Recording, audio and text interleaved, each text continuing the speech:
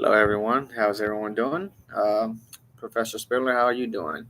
I will be sharing my screen as of right now to present the PowerPoint, and I will make sure I send you the link as well through message, just in case you are not able to upload it through your end to it. Uh, Slide one, presented by me as myself, Nathan McLean. I am outside under a tornado watch, just FYI, but all is well. Here's the content of what we will be discussing about today's assignment. Here's an introduction. We will be discussing about the partner violence that affects the family through a Christian worldview, and create a timeline demonstrating changes in marriage and family since 1950s and as of now. Oh, let me get a slideshow. Oops, sorry.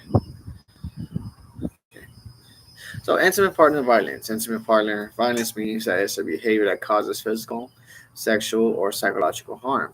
Additionally, partner violence also explains that it is an act of physical aggression that can lead to controlling into a violent act with your partner.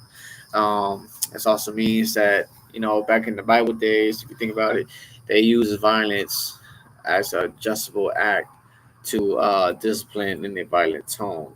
Um, but as of today, the effects of a partner violence can give two individuals a different view on each other, and then it's like you're witnessing a dark side of your soul that you never thought you would see yourself experience.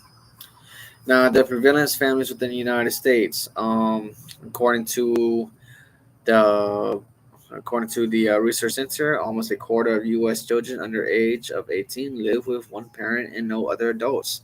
That is 23% of it, more than three times the share of children around the world who do so, which is 7%.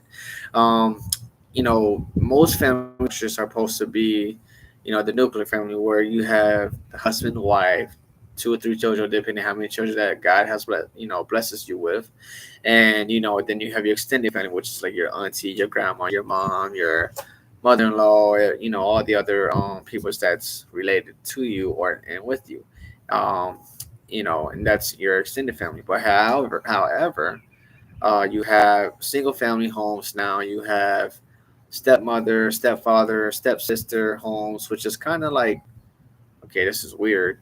And then one thing I noticed that it is very rare to even have a full family structure of the biological mother, the biological father, and same blood related brothers and sisters.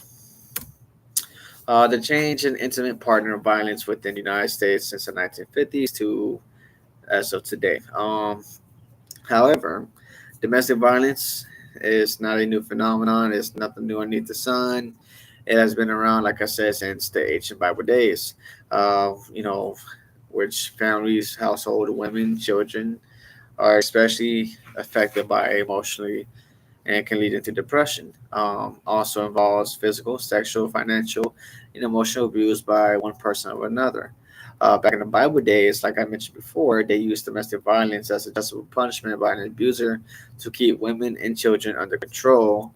And, it shows how the 1950s, you know, has a described as a happy traditional family living in the suburbs, but the father worked outside of home and the mother stayed at home taking care of children.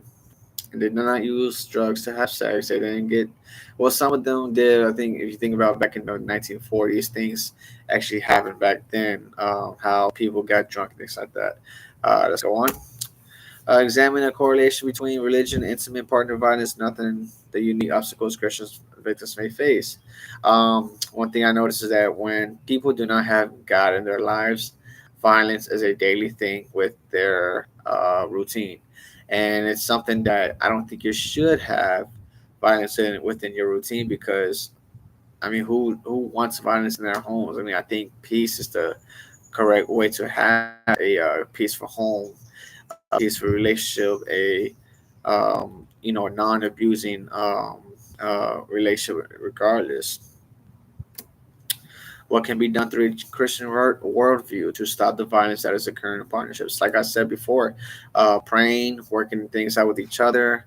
When you don't have God in your life, when it comes to partnership, things can go wrong for everyone, especially your intimate partner, which is like your closer, your closest one to you, which is your wife, your husband, boyfriend, girlfriend, whoever. It's your partner at the end of the day.